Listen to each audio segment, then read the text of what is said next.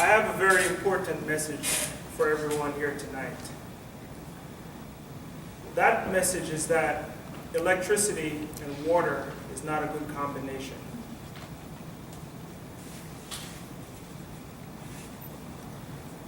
Fellow Toastmasters, distinguished guests, many of you are familiar with the dance, the electric slide. Walter mentioned to me earlier that I should do a little electric slide that would help my speech, but unfortunately, I don't have that talent. Dancing is not my forte.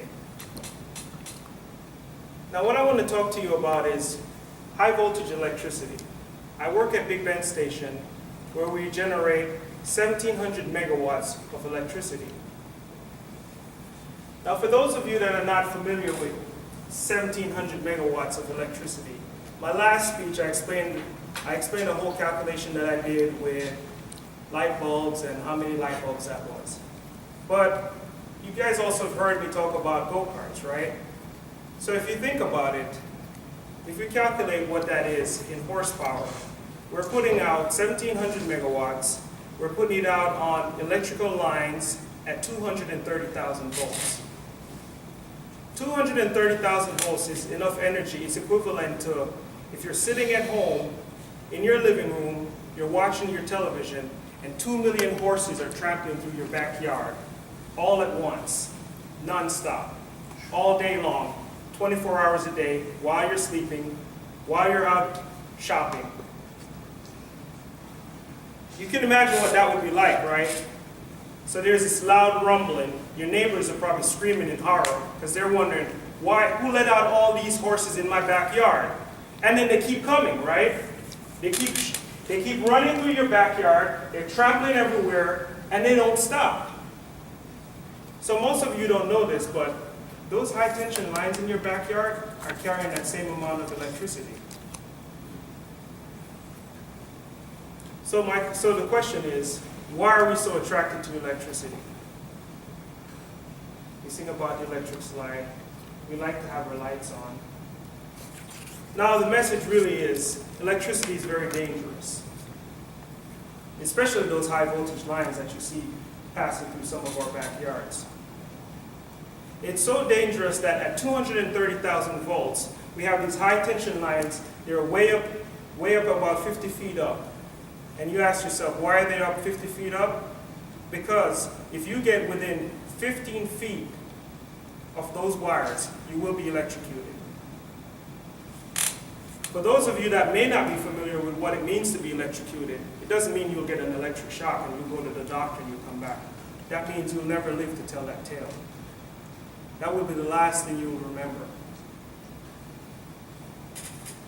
Now the reason why I brought this topic up is because last week a gentleman was riding his bicycle on the Courtney Campbell Causeway.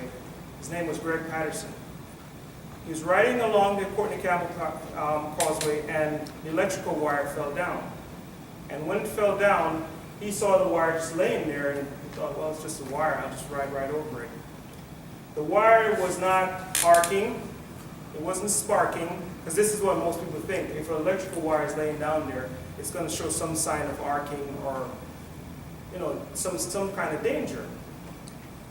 He rode over that wire and was instantly electrocuted with 7,000 volts. So now you ask yourself, so we should be terrified of this. We have electrical wires everywhere, but we need electricity to live. But another more important message is that you don't have to live in fear of electricity. You have to respect it, however. We live in Tampa Bay, which is the lightning capital of the world. Do we sit at home and cower in fear every time we have a lightning storm? No, we go inside and we know that don't go outside. Don't stand outside and put your hands up in the air like this because this is how you get electrocuted, right? It's the same kind of respect we have for electricity. If you notice, the same high voltage wires that I'm telling you about that are so dangerous, you'll see a bird sit on that line all day long, just hanging out, not worried about a thing. He's not dying. He's not even suffering. Maybe you might get a little tan from the sun, but that's all that's going to happen to him, right? So I'll give you a little background. Electricity is the movement of electrons. And electrons are negatively charged particles. The Earth is predominantly made out of protons, which are positively charged particles. Opposites do attract. Electrons always want to go to meet up with the protons. They can't pull the Earth to them, so instead the lightning will go down to the Earth. The human body is made up predominantly of water, which is a great conductor of electricity. So if you're standing on the Earth and there's an electrical potential, which is the wire standing there, it wants to get to the Earth. Your body is made out of water. It's going to take the path of least resistance. It's going to go through your body and into the Earth. So now you ask yourself, so if I was a bird, and let's just say we had wings. So I take up and I fly over to the electric wire, and I sit on that electrical wire. Would I be electrocuted? No, it would not be electrocuted.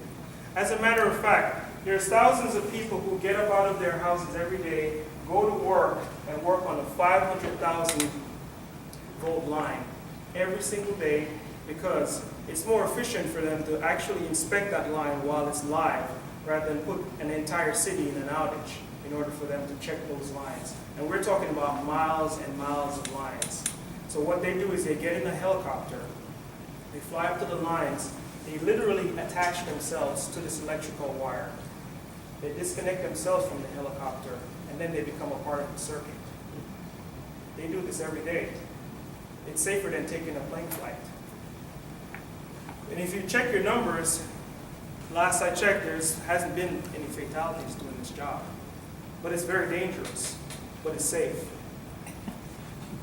So my main point for you is you respect electricity. And if you see an electrical line laying in your backyard, don't touch that wire. Don't pick it up. Don't go close to it. You don't know what is on it. You don't know how dangerous it is. And you're not trained or qualified to work on it. So just stay away from it. And call the electrical company, and they will send someone out that can fix it.